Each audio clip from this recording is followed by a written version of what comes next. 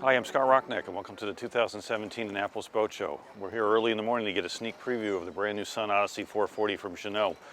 It was just brought into the country. This is hull number 3. It's a pre-production unit, but this is the first time it's going to be seen in the United States. Here you can see with the 440, the shape of the hull versus the shape of the hull of the 479 next to it. Previous generation, newer generation.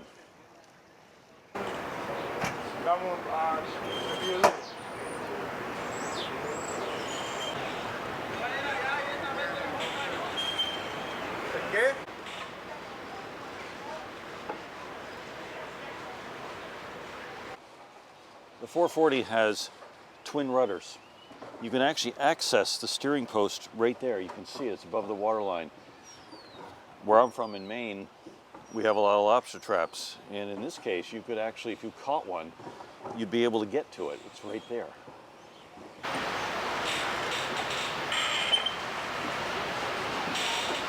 The 440 has a settee on the starboard side. The leaves on the table fold up, little arms go in, whole table goes down, can make another berth. So it's possible to have a 2, 2, 2, and 2 here. The boat has a decent sized chart table. Easily will fit a chart kit on top. The typical storage that you would expect. There's also a deep, like binocular style locker off to the outboard side, shelving, electrical panel access, and a fairly decent seat with a little bit of a curve to it. The boat has double opening doors to the forward cabin.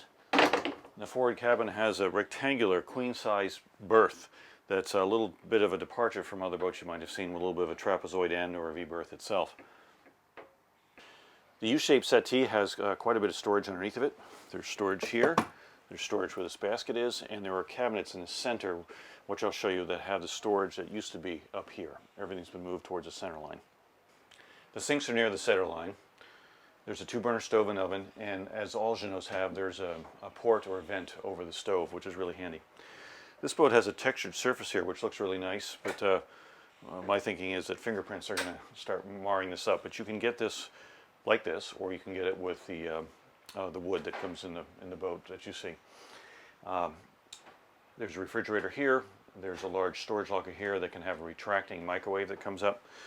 There's storage underneath the sink, and we have storage underneath of the stove as well. There's a large locker here and a large locker here. So for refrigeration, there is a refrigerator here. This boat's the 2-cabin model with utility room and has a stand-up freezer aft, and there's room for another refrigerator as well here. This is the stand-up freezer in the utility room. We'll go into the utility room a little bit more in detail. This is the 2-cabin model with the utility room. Normally, if this were a 3-cabin boat, this berth would be wider, the other berth would be a little bit narrower, they'd be equal symmetrical berths. But an interesting thing about this boat is that you could have the 2-cabin model and put a cushion here in the utility room and have a really decent 3rd cabin. So that might be the way to go, to have 2 larger berths, and this is your occasional 3rd berth. One of the challenges in a lot of the 2-cabin boats that you see out there is how do you utilize a day head but still have privacy from the aft cabin to be able to enter that head? Well, obviously it's a double door. In this case, there's a door that you could use from the main salon, but behind me here, where I'm tapping, there is another door. So this has a very large head, the same size as the forward head, for the aft cabin, which has the same size berth as the forward cabin, so your guests have exactly the same cabin as you unless you decide to stay in the aft cabin. So decent head accessed during the day with private access from the aft head. It's a very comfortable aft head in the boat. It's a square berth. It has a ventilation over my left shoulder. There's a port light aft that also has ventilation. Decent light hanging locker. Again, there's a door that goes into the head. So overall, for a 44-foot boat, it's a good 2nd cabin. The utility room here has a section that could be, you could have put a cushion on if you want, or you just have it be a work surface. This one has sort of a textured surface on it now. And there's a bunch of stuff here from the show that they've got stored. They're going to move around. In this particular boat, it's hull number 3. There's electrical controls, circuit breakers, an isolator, an inverter, the Ray Marine controls, everything are here along the bulkhead.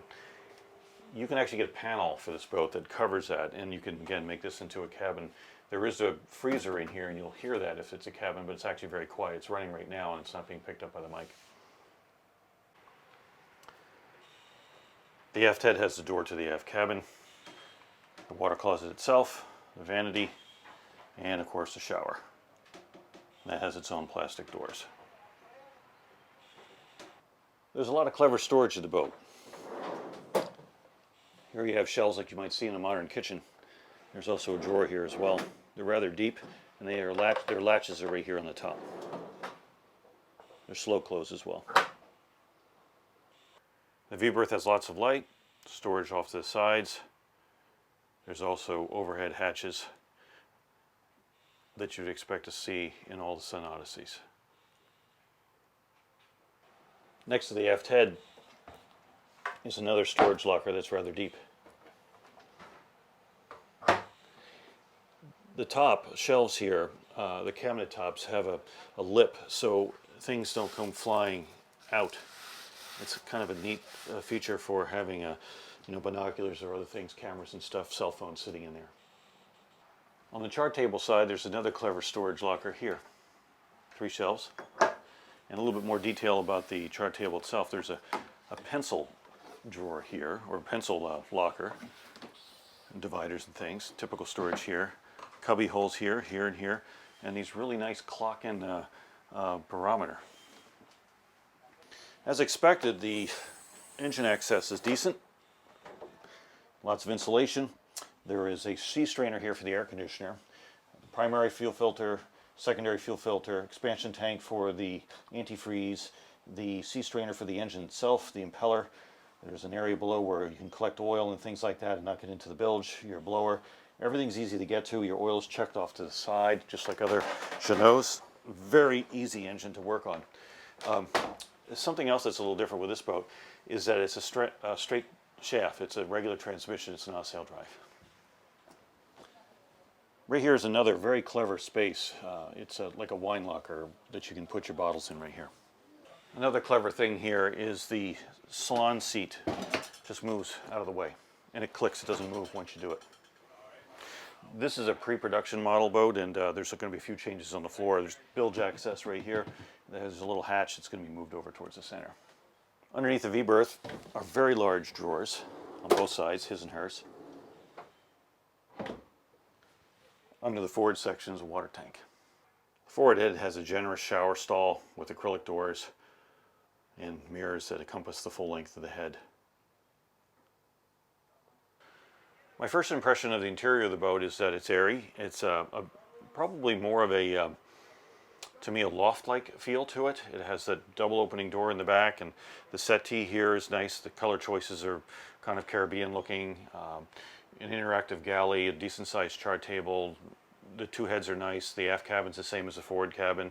You can convert the 2 cabin one into a 3 or just get the 3 itself. It seems to be, again, that loft experience. It would be a good 2-person boat with guests. Now, other people would say you could sleep 6 people in here and have it a charter version. You certainly can. It's no different than any other Sun Odysseys that way. It certainly has that ability.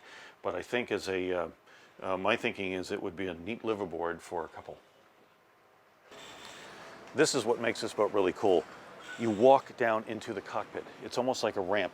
It's protected by a pretty high bulwark, double rails, double lines, tow rail going all the way forward.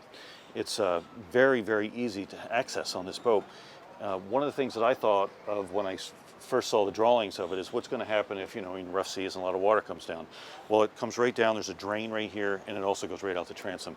It'd be unlikely it should be doing a lot of that anyway, but getting water like that. But it's been a proven system. It's the first time it's shown up in a boat like this in this size.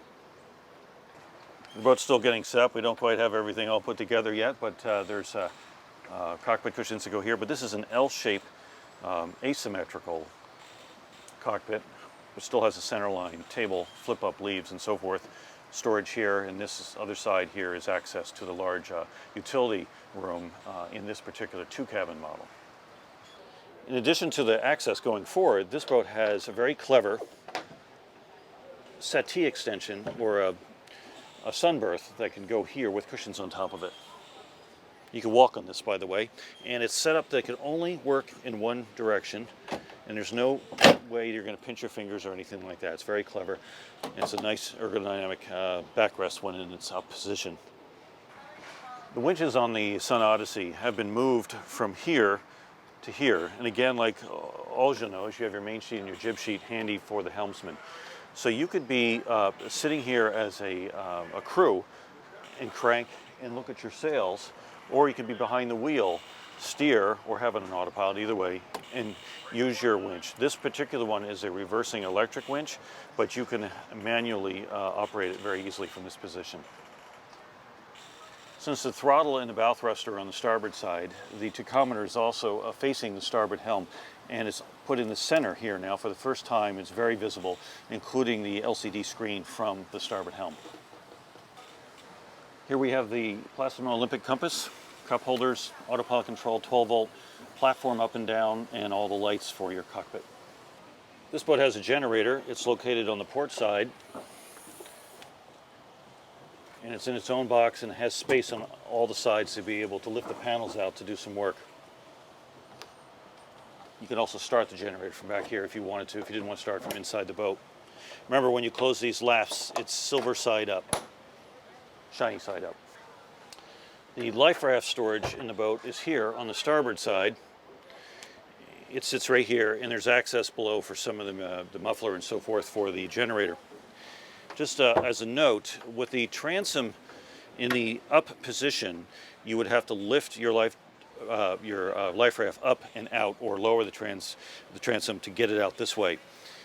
If you're going to be thinking about a life raft, you might want to think about a lighter weight one that you could lift up and throw out if you have to, without having the transom being put in the down position.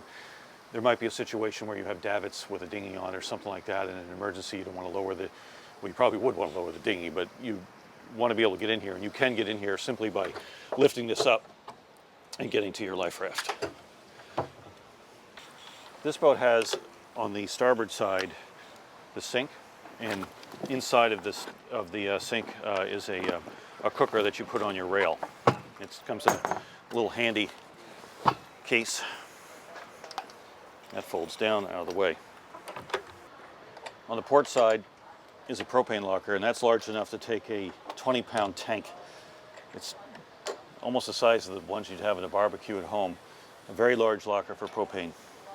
Below my knee here is access to one of the rudder emergency steering posts, and there's another one on the starboard side as well. There are little bins here for your lines to collect to keep them out of the way. This is a 6-foot view looking from the center of the boat, so you look right through the Dodger. So what I'm talking about here is you actually look through this. You don't look through this, you look through this. So it's an easy boat to leave the Dodger up and be able to look straight through it. Your main furl, main halyard, jib halyard, and jib furl all right here. You can get this as a 2-speed winch, well, that's standard, or you can get it as an electric winch. The starboard side has the Vang, outhaul, topper, and spinnaker halyard all right here.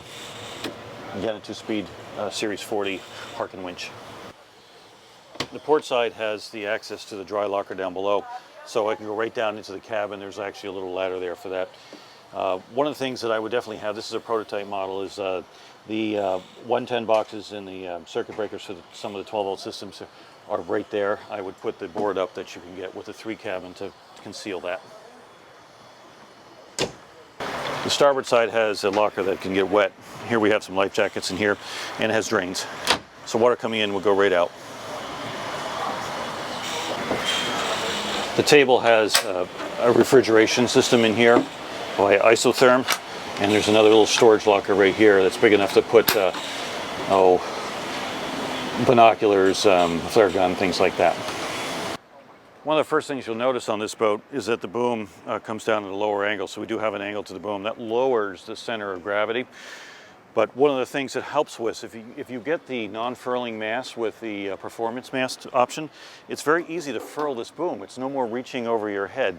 You've all experienced that probably on charter boats down south, where you have to have the zipper and all that sort of thing and put it into a bag. Very easy to furl a sail here when you're using the performance mast. Another thing about this boat is since you have these great walkways, you wouldn't want to impede it with a shroud. So in this case, we have an outboard shroud with reinforcement, and we have an inboard shroud with reinforcement. And that was it was a more expensive thing to do because of the double reinforcement that had to be done, but allows a clear walkthrough right through this to get forward and get aft. Up in the bow, there are fold-down seats on both sides, really clever. Your windlass is right there, easy to get to. There is a storage locker here that's great for sails, fenders, that sort of thing. It's reasonably deep, has a little bit of a ladder, has some access to some machinery. And then, of course, we have our chain locker right here. And we're going to try it later, but I'm going to see if an FX33 or something like that for a Fortress will fit in there. Decent sized roller up front, and then I'll take one of the new style ROCKNAK or Mantis style anchors. This is the example of the deck just being able to walk right up. It's a clean deck, flush hatches made by Lumar. They can be opened from the outside, they can be locked from the inside. So you could easily close them for the day's sailing, as you might have seen in some of my sailing videos. And this is in a lounge area where I'm sitting here, so you can do this sort of like on the yachts where you have a cushion. You can certainly do it here. But good clean deck, easy to walk around. It's a decent design. This is the helmsman's vantage point sitting down. Good access to the axiom right here. Throttle's right there. Windlass control and the bow thruster control. And typical of all the modern Sun Odysseys, there is a very large swim platform, built-in ladder. Thanks for watching. I'm Scott Rocknak for Blue Nose Yacht Sales. If you're coming to Newport or Annapolis, please ask for me by name, and I'll be glad to get you aboard.